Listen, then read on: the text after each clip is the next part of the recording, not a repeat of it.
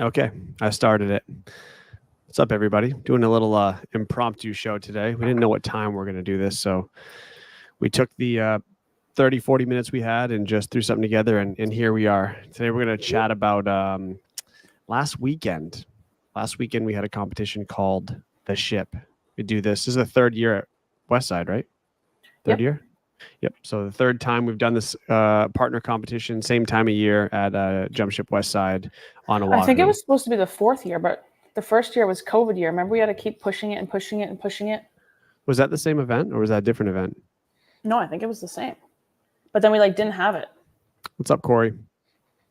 Yeah, I remember because we that was when we first. And I had to throw all the shirts away because they had dates on it and stuff.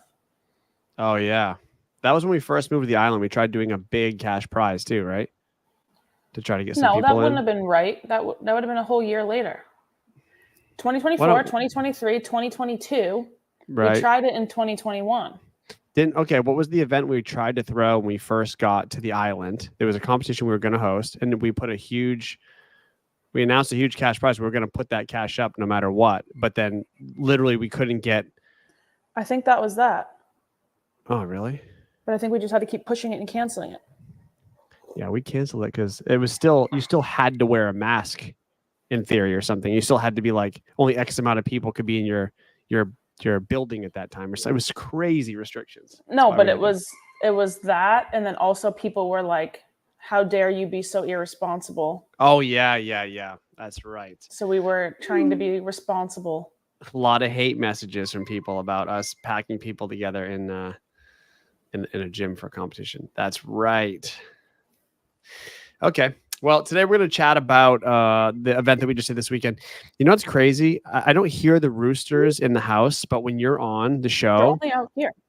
They're incredibly loud in my headphones. I don't know why your mic picks them up so loud. It's all I can hear is roosters the whole time. I'm sure it's fine. I just noticed it. I never hear them otherwise until you're on the show, and then I hear roosters constantly. I really want chickens. Wait, a rooster's not a chicken. Well, it's a male chicken.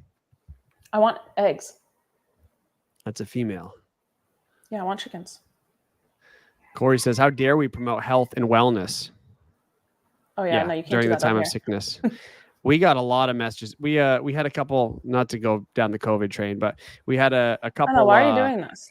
I don't know. Just that rooster's crazy. Go shoot it with a pellet gun or something. It's going crazy. That's not nice. Well, it's too loud. They're pests. Anyway, sorry, not focused today. Talking about the ship from last weekend, we just hosted. It's a partner competition. We did 3 events, 3 workouts. One was a 2-parter, and then a second workout, plus a floater, plus a final. And this seems to be the structure we're using for most of our events, as far as essentially not spending an entire day in the gym. So getting it done quick and being efficient with it. Do you want to talk about your little kind of template you've put together? I'm pulling up the workouts because I don't remember them. I love the way that this comp went. Where the heck is it? Do you remember the workouts? I don't remember them. Yeah. It started with the thruster toes to bar. I need a visual. Okay, I got it. Oh, okay. Things we do. Things I do. Okay. Pause. Can you go close those 2 windows? The rooster is going crazy in my headphones. I've never heard it this loud. I hear it every time. Close those 2 windows next to you. You're out of your mind. Then I'm going crazy. God. It is so loud in my headphones. All I can hear is the rooster every 10 seconds. I have no idea if the people watching are picking that up. I don't know why. In Hawaii, there are roosters and chickens everywhere. They're non-native species, and there's no predators, so they just roam everywhere. You have issues. It's not even that loud. I'm sitting right next to it. I don't know why. Today, every moment you start talking, the rooster is going off in my ears. Anyway, okay. So now I don't even remember what we were talking about. Unpause. Look, they hear no roosters. There's something wrong with you. Oh my God. Why is it in my headphones so much? I hear no rooster. That's crazy. Now I'm sweating in here. Now I'm worried about my own sanity. I feel like I just made that up for the last 30 minutes. Like it's stuck in my head. Okay. I'm off the rails already. We're not even 5 minutes in. Sorry. Back to you talking about your template for an event. Anyways, what we were saying. So Seth doesn't help plan competitions at all. He couldn't be more useless. He just essentially shows up the day before to help set up, and then shows up the day of to run it, and that's about it. But there's no I just run the whole thing. There's no contribution from him like the 2 or 3 months leading up to it. But that's, I guess, besides the point.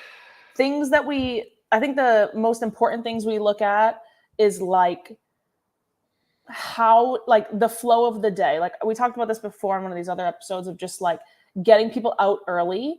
I think when we release the schedule, it's always like something like 7 a.m. This one was what, 8 a.m. it started? 8 a.m. was the first heat. Yeah, so this was there. I ran it, so I know. First heat at 8 a.m. and it was over at 2 p.m. was done. 1:45. I think it sounds like a short day since so many like local competitions will generally go to like 4 or 5 p.m.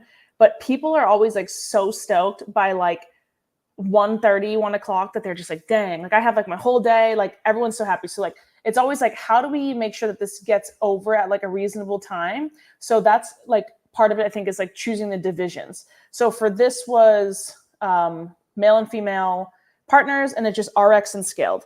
So what is that? 2 divisions. That's it. Yeah. Yeah, but divisions. I think one year we tried to put masters in, which was a dumb idea. Someone was mad that we didn't. She confronted me with anger that we didn't have masters. Yeah, that was the only complaint from the whole thing. Is it who I think it is? I have no idea who it was. I can't remember, but I don't know why you guys would take the masters division out. I was like, because we had 2 people in it. Yeah, I said that too. Yeah. Anyway. So, anyways, that's number 1 is like, how do we make sure this gets over with quick? And then when we're designing the workouts, it's how do we make sure that like when it's time to change the next workout or change from RX to scaled, that it's like a super easy like floor change, like equipment change. So making sure that kind of the equipment just like flows. And then we always do basically, so like workout 1 and 2, like workout 1 is like a workout 2 is like a lift generally. Mm-hmm. And then 1 floor change for workout 3. And then like kind of a cool floater, I think. So people are getting 4 scores generally, and then a final for RX only. Yeah, for the top RX teams. And I remember we did a show. I think the show was like, should your gym host a competition or not? And like the pros and cons of it. And I remember we got some mixed feedback on having a floater event as opposed to just having like a better structure of the events through the day. But I got to say, if you don't make the floater event and you try to build it into the schedule, you're adding 2 hours or more to your day just in heat times and setup and needing extra judges and all that. So I think a floater is a huge advantage, and it went super, super well. At least this last event did. I think the floater too, it kind of like you said, the extra event's going to add multiple hours. Then you also need like your judges to like care to hang out that long. Yeah. And like judge the way more heats and whatever. And then I think the other thing I always look at too is like when I'll like put a team in a heat, and I'll look to see like what times their events are to see if they're like, there's like a 4-hour gap. You know what I mean? Because that's like, you know what I mean? So I'm always trying to like, I'll plug because you like don't want that? Yeah, because I don't want people sitting around the whole time. Unless, again, you have a floater, then it kind of makes sense that people can jump in like and get that extra workout. But yeah, I've done, again, competitions before. I'll have a heat at 8 a.m. I'll have one at noon, and then I won't go again until 5 p.m. I'm like, oh my God, get me out of here. Like, this is terrible. So yeah, but if you do have a big gap like that, not that you want it, that's when you would do your floater. So you'd have I'm saying it's fine with the floater. But yeah. I don't know why people would be anti-floater. I think it's an easy way to slip a workout in. Event 1, I guess, and 2, because it was a 2-parter. So kicking off the day, what was the first 2 events? I don't know. You said you knew them. I thought you said you were pulling them up. Okay, I do know them. It was 15-12-9 thruster, 95-65, and toe to bar. 15-12-9 thruster, toe to bar, 95-65. The ladies went first. They completed their full 15-12-9 as fast as they could. Then the guys went with 95, completed their full 15-12-9. And then they quickly both increased weight on their bar to ended up being 115. Was it 115.85? Yeah, 115.85. And then they did 45 thrusters total and 45 chest to bar total. They could switch any time, but the way the lanes were set up, there was a number in the corner, and the non-working athlete had to be on the number, which was 10 feet or so away from the working athlete. So if you wanted to switch, you had to run, hand tag off that number, and then switch working athlete. So there was a bit of a transition if you were switching. Yeah, but that was the whole workout. Oh, that was part one, I should say. That was the first workout. I like that format that each athlete has to accomplish some amount of work by themselves. So it kind of rewards, the individuals in a way. And then, the second part, the shared part, I just think is fun. I like that we did like kind of a far transition, just so that you can't just like do like really small. I mean, you can, but you shouldn't really do really small sets of chest to bar, because then you're running back and forth from the rig to the like number or whatever. But that was a cool workout. Yeah, it went really well. I'm writing the workout in the chat here so people have some context. And then that whole thing had a 12-minute cap. And then, so the whole workout or the whole time on the floor was 20 minutes. So this was a 12-minute cap. And then it went into, I don't even remember, 4 minutes each. 3 rep. Oh, damn. That looks so shitty. Okay. I tried to put it in the chat and it looks like crap. It was 4 minutes each to find a 3 rep max hang, squat, clean, and jerk. I'm deleting that comment. That did not work. This is why we need a graphics guy. Yeah, so right after the workout ended at the 12-minute mark, you could choose either athlete to start. Their 4 minutes began immediately. One bar got rolled out of the way. The other bar got loaded to whatever you wanted to build to. You had 4 minutes to establish a 3 rep max, hang, squat, clean, and jerk. Once that athlete's 4 minutes was up, the other athlete had their shot for 4 minutes, and then you had the 2 lifts together for a total score. So 20 minutes, like you said, total. 12-minute cap on the first. And if you finished that first workout in under 12 minutes, you could use that time to load your bar for the first weight, but you could not take any practice attempts. I think for the strength, that's kind of the format we usually do, is giving each athlete a set amount of time rather than being like, you guys have 8 minutes total. And reasoning for that is like just to like kind of keep the floor having like less people on it. Whereas like if you're, just it's more of like a safety thing to just kind of be like, nope, female athlete is working now. So like guy athlete, like get out of the way kind of thing, so no one's kind of like in the wrong place. So we kind of always do it like that. I think, 15, 12, 9. You wrote 115. Well, I didn't write that. It got you wrote all pushed WOD 1? Together. I went rod 1 and then it came up. Yeah, it got all pushed together. So 15, 12, 9. 115 thrusters in the first round. 15, 12, 9, then 45, 45. But it went from toe to bar to chest to bar in the second part. I really liked that workout, but I think that was the least exciting one compared to the other ones? I don't know. It definitely set the tone for the day because, doing a Fran-ish type workout and then some, because you're really pushing, especially on that 45, 45, you feel that in your legs the rest of the day. And there was plenty more to go from there, especially later on. So that floater was quite leg focused as well. So that was WOD 1 and 2. We got through those. And what was that? It took us maybe 2. Let's see. That was from 8 a.m. to 10:10. 10:10. Yeah. So just over 2 hours. We took 50 teams to the competition, 50 pairs. So we had 5 heats of 10 athletes going at a time. So it was about 2 hours and change to get through the first 2 workouts of the day. So like she said, done workout 2 by 10:10. Workout. Wait. Yeah. Yes, that's correct. Yeah, that's exactly right. I should have wrote it like that instead of trying to jump lines down to make it look cleaner. It looked great when I typed it and then did not come out great. That's correct. 95.65 on the first part, the 15.12.9, then 1:15.85 on that second part. So anyway, you get 2 scores in that first 20 minutes, and then you go into WOD 3, or you could do your floater in between. Where would you like to talk about next? WOD 3? Do WOD 3. WOD 3. One that everyone was kind of raving about. People loved this workout. Really? Everybody did. Everyone loved this workout. This was the talk of the competition. Yeah. I really liked this. I don't know. This just feels, I love this workout, but it just feels, there's nothing like sexy about it. It's just like, It's you know what I mean? it's openish and it was high speed. You could sell if you wanted to sell, or you could just kind of cruise and still get through it and participate. I think that's maybe why no one had anything bad to say about it, because everyone could play pretty easily. But those who wanted to Go crazy destroy with it. themselves did. Yeah. All right. So WOD 3, 10 rounds, 24 double unders, 16 dumbbell snatch, 8 burpee box jumps, alternating full rounds with your partner. So 5 rounds each. It is a 16-minute cap. Is that right? That's correct. Most finishing on that?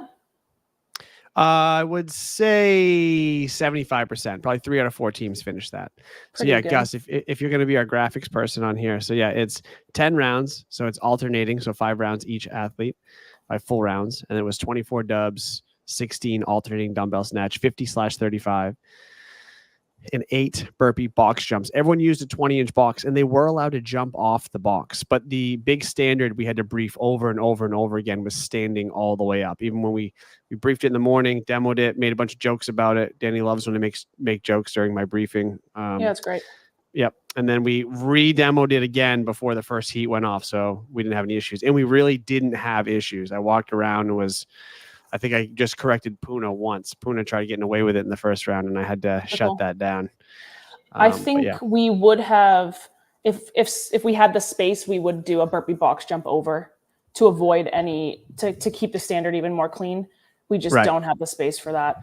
And they were box facing burpee box jumps because, again, space. Yeah. Lane space. All right, Gus, last time. Ready? 10 rounds. 24 double unders, 16 alternating dumbbell snatches, 50/35, and then 8 burpee box jumps, 20 inches for all. But yeah, the flow was cool. So we started everybody, if you can imagine, like you're in a box kind of. That's beautiful. You don't even have to step down. You could jump down too, but that's beautiful. Well done. Thank you for that. Let's pull that comment up. So this was the workout basically, but you could jump down. So it started in like a box. Athlete could start 3, 2, 1, go with their jump rope. They'd crush 24, turn around, pick up their dumbbell, hit their snatches unbroken, and then move right, basically shuffle to one side of the lane. And they would do their 8 burpee box jumps as fast as they can. On their 8th jump, standing all the way up, they could reach their partner from there. They would tag their partner, and their partner would start their round as they're getting off the box. And it flowed super well in a very small space, and people were like racing. And because they're in a long line, like there's 2 rows of 5, you can look down your row or look behind you or look in front of you, whatever, and you can see, how fast other teams are going. It was pretty cool to watch. Very, very simple, but very fun. And on top of that, the first 2 workouts are pretty easy for judges to judge. So at any competition, and especially out here, getting volunteers is not easy. It's not easy. And the volunteers you're going to get, sometimes you're just getting a warm body. And that's great. That's fine. We'll take it. We'll find a job for them. No problem. But I was in a bit of a pickle. I had literally only enough judges. That's it. I just had enough judges. Like no one got a break and no one even complained about it. But my judges weren't super experienced, some of them. So we had 3 gyms on this island, and every single one of our coaches did the competition, which I'm also just like, what the hell, guys? Like, we need your help. Like, every single one. I don't think. I mean, yeah, I appreciate that too, though. No, I sort of appreciate it, but I'm just like, guys, like, help us, please. So they all have we made them all have like jobs and stuff. We're just like, I was actually surprised by that every single one. Yeah, they all signed up. They all signed up. They all had a great time. Crazy. But yeah. So anyway, back to the judging thing.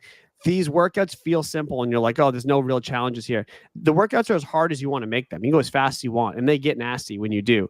But you have to make it so that you could pull someone almost off the street and just tell them how to count these reps. And there were no real judging issues. There was a couple little confusing parts, like the first heat of each new workout. They'd be like, oh, is this allowed? And I was like on top of it, making adjustments. And once, it didn't hurt anybody, didn't stop anybody. So there was no major issues, little corrections, and everything was all good. But if you make them complicated and you're relying on volunteers, you can guarantee you're going to have a big issue with one of the teams in one of the heats. Something's going to happen. So we try to avoid that at all costs. And also, again, keeping the standard, just pretty basic. again have been to competitions where like everybody, like this person has to stand here and then you have to do this and tag here and like all this crazy stuff. It's like, that's a lot for your judges to remember. Whereas like if you just let people just kind of do the workout and more think of like safety logistics, it's like pretty easy, you know, keep the other person out of the way and that's it. Like we don't. It was great. This is a great comment from Ernie. I'm competing in our in-house comp, but I'm still going to help, but not on the floor. We would appreciate you, Ernie. That's all you got to do. Exactly. I will say when it came time to clean up at the end, that we were done. We took our podium photos at like 2:05, whatever. The event was done at 1:45. And by 2:15, the gym was almost spotless. Everything was put back. Everything was wiped down. All the equipment was wiped down. The floor was done. The trash was taken out. In 10 minutes, the entire crew flipped that gym and made it look brand new. Better than when I walked in to set it up. They know my rule. Crazy. Talk about the door, like 2:30. 2:30 out the door. They did it. And I got in there at like whatever 4:45, 5 a.m. to get started kind of by myself. I got there early. So it's a long day for me, even though I'm done by 2. And to just be able to like turn around and see everybody just crushing the worst part of the day, which is picking back up after and having it done is like such an amazing relief. So I didn't even care that some of them didn't help out much during the competition because when it was done, it was truly done. And that's like once it was a huge thing. Once it was the podium, I like around like 1:45 or whatever, 2:00. Angel texts me and she's like, all right, 30 minutes. I know the rule. She's like, we're getting this place like cleaned up. And I was like, get them out. They were like, on get them out. Before I could even finish, like they were on it. It was awesome. The rule. Yeah, that was great. Okay, let's talk about the floater before we get to the final. So that's 3 scores. You had part 1 and 2, WOD 3. Let's see how close Gus is still listening.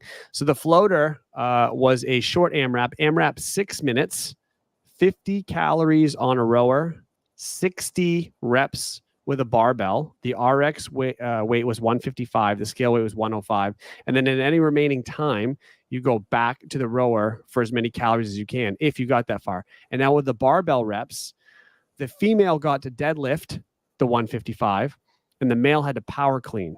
So you could strategize by sharing any way you wanted, getting through 60 barbell reps, female deadlift, male power clean.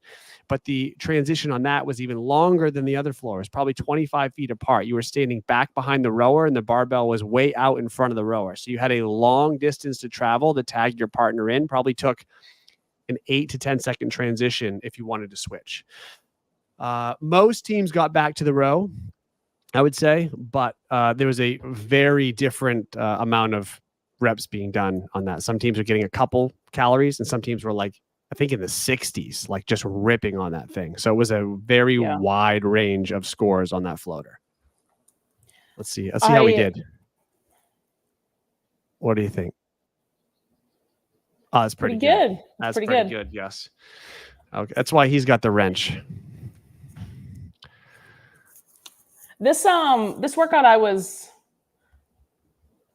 it felt controversial. Like I didn't know how people were going to take to the split movement of like the deadlift and the power clean. But I liked it. Oh, also we didn't release it until Friday night. So people weren't allowed to test it. And like Seth and I tested it and like, it's just, there's so many ways that you can play this workout. Right. And yeah, it's a lot of strategy and we didn't let anybody test it. So. I'm just thinking back to when you made me test it with you and how horrible it was. Like, oh, do 2 more power cleans. I could barely move getting off the rower. And you're like, do 2 more cleans. I'm like, I cannot. It's terrible. I think you gave me almost all the calories to open with. Well, that's what it should be. But yeah, I just think, I don't know. It just felt, I didn't know how it was going to be like perceived that they weren't able to test it. And again, with the split movement, but I just think it was something cool, something just kind of different that you don't normally see. Yeah, I don't know. I loved it.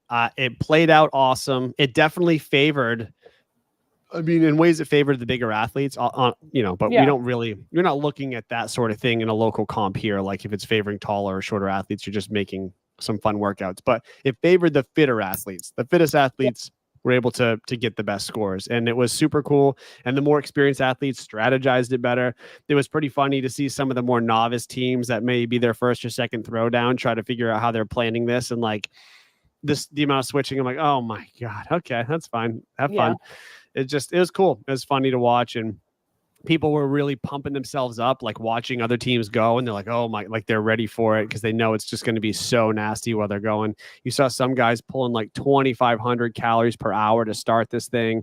Some teams tried to pace it and try to hold on to the barbell. It was cool. So without 155 is also a weird weight for that too, because obviously the 155 deadlift is like pretty normal. It's the open, deadlift weight for women, but that's like a heavier power clean when you're talking like a normal, like affiliate competition, So I'm sure those guys who are super strong can cycle it, but then a lot of the dudes, it's just like, that's like a pretty heavy clean, like to have to get through 15 to 20 of them.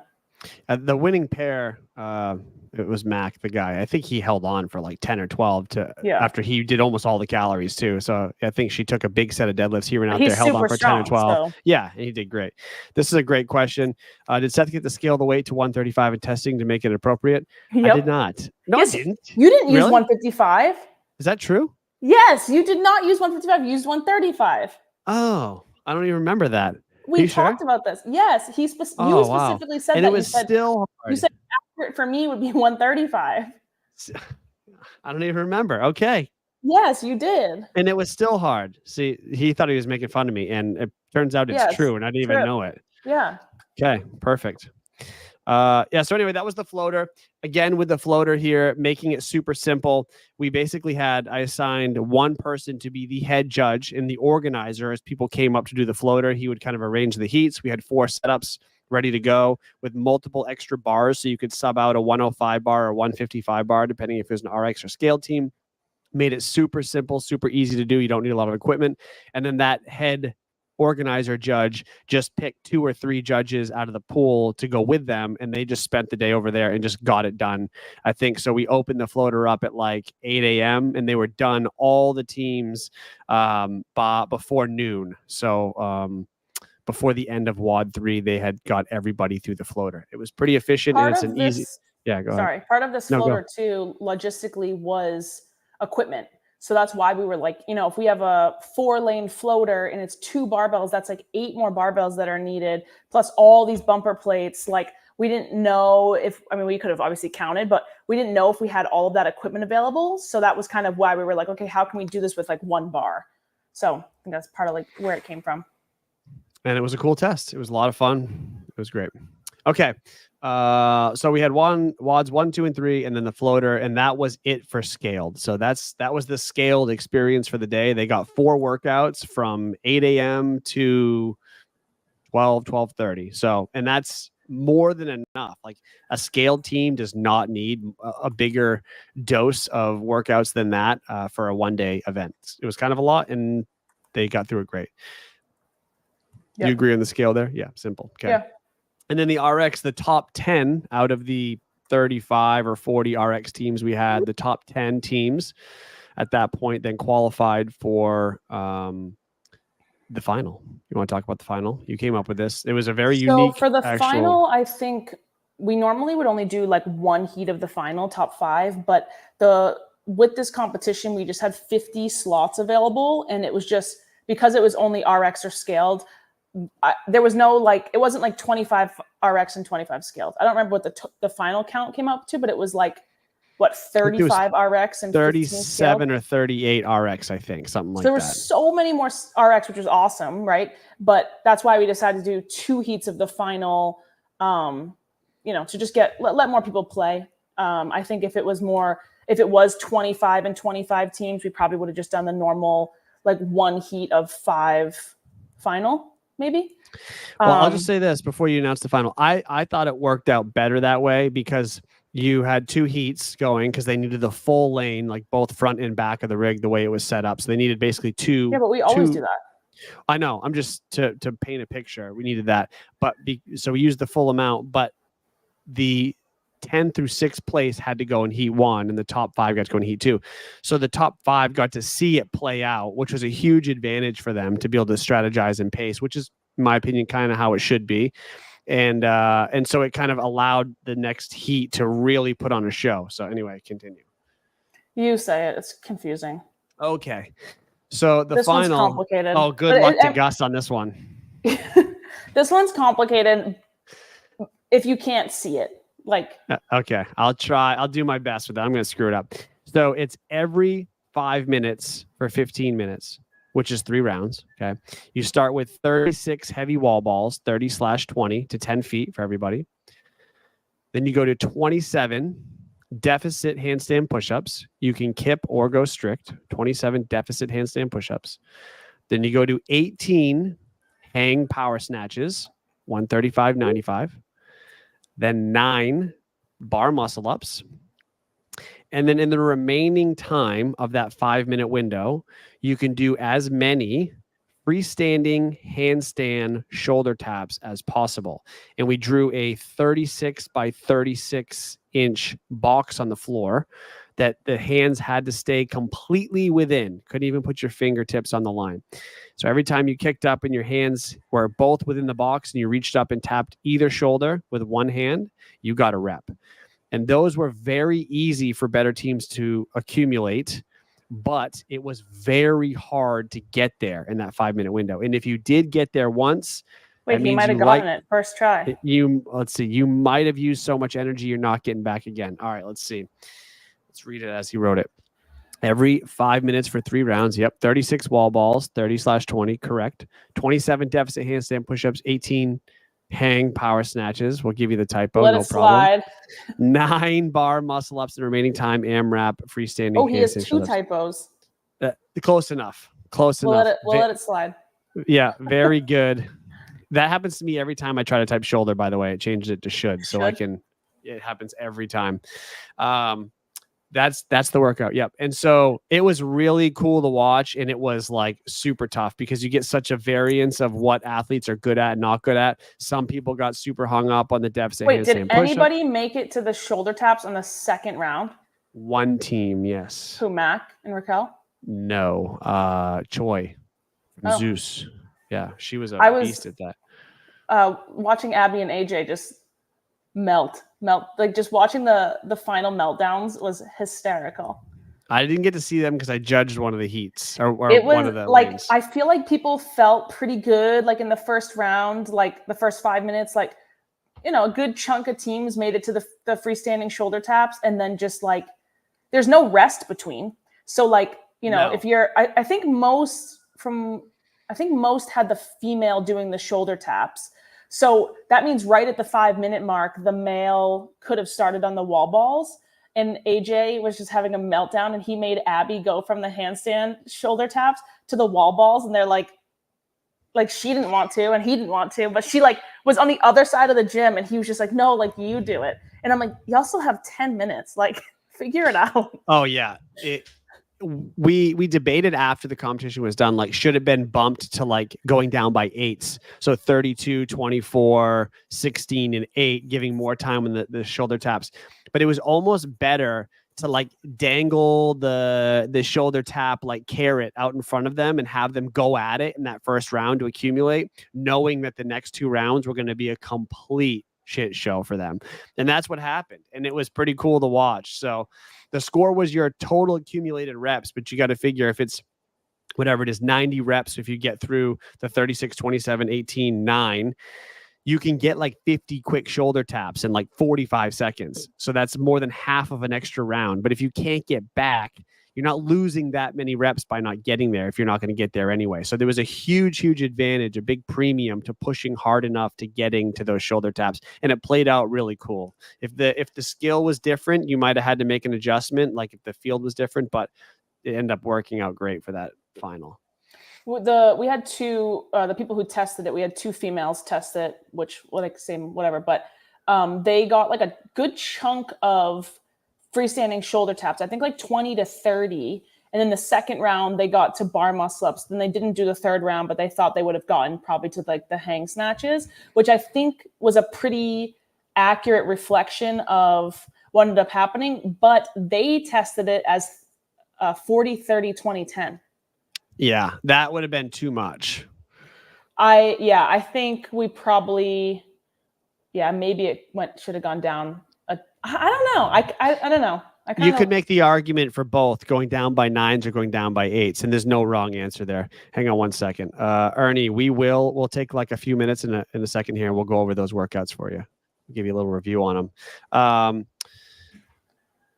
So I think it played out great. I like that only one team made it back in the second round. And I like that it's really hard to know where the other teams are at as far as rep accumulation goes. So you're not giving up, even though you're completely smoked by the second 5 minutes, and the third 5 minutes was a disaster. Well, because your score was your reps across the 3 rounds. Right. So total accumulation. Yeah, total accumulation. So you could have, been neck and neck with somebody in the first round, and then somebody could bomb the second round and then pick it back up in the third round. You don't know where those reps are going to land you. It could have been interesting if you said we wouldn't do this, but it would have been interesting if you set up each 5 minute window like a 50 point, or I don't know how we scored it. We scored it like golf scoring. I know, but it would have been interesting strategy wise, because if someone empties the tank in the first one, the next two, maybe they come in last place because they do so bad. But my one critique on it is I do think that 15 minutes is just like, it's a long time. Like, if I was watching, I'd be annoyed.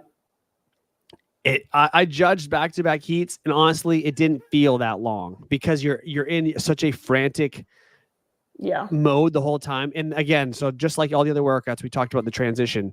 The athlete was on that number in the corner, and the whole length of the lane for the final was probably 25 or 30 feet from the number all the way to the wall where they're doing the deficit handstand push-up. So, and that was the area they had to switch the most. So you had so many shuttle runs also built into this workout. So it really made things move super fast. It was cool. It worked out great.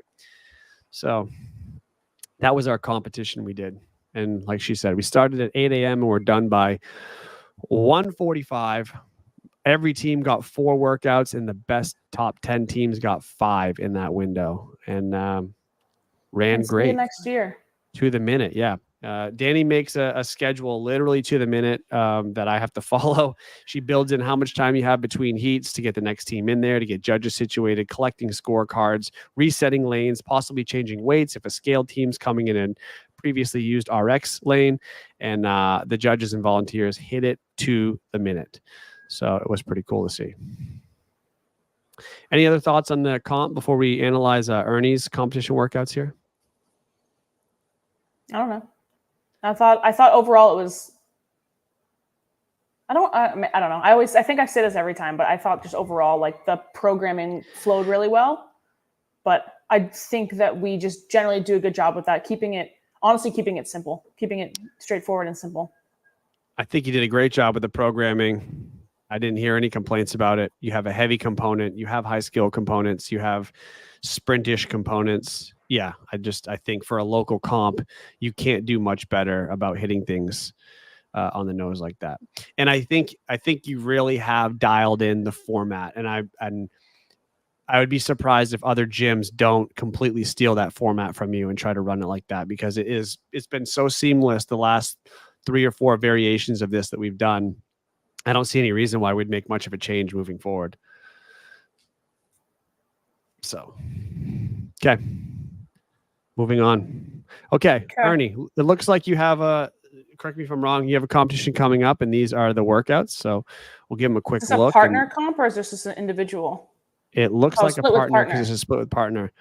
Let's see if you put more. Only 3 events.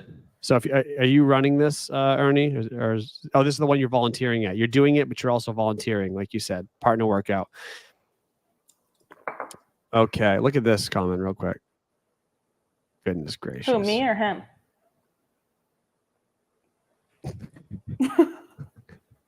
Such a great compliment. Thank you so much.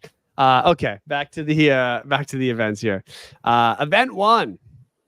You got a 3-minute AMRAP, 500-meter row, and then max wall balls. So I assume it's just a one-time sprint on the row, and then just as many wall balls as you can in the remaining 60 seconds or so.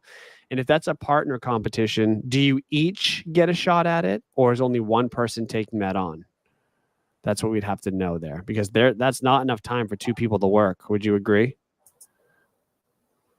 Yeah. Too short.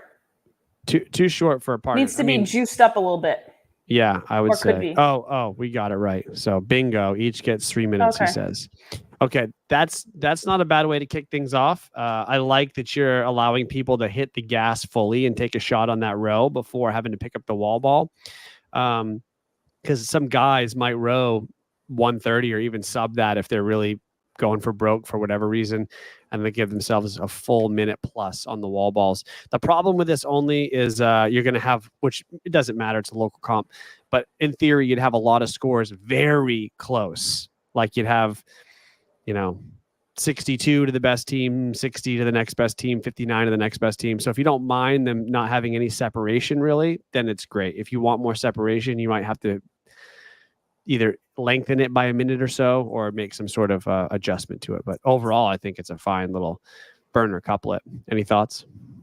Oh, I think it's fine. I'm just looking even like that's really short. It's really short. Yeah. Like if you're saying you want to be like a short day, this in its entirety is a very short day. Is this just maybe it's just a competition at his gym for his gym members? Because if this was a gym member only, like in-house throwdown, oh, then perfect. Then yeah, this is all you want, right? Well, if you're doing an in-house, you got to be done by noon. That's my rule. Yeah. Let's see if he says anything. Yeah. Oh, by the way, there you go. What is going on? People like us. I don't know. Apparently, we're good looking.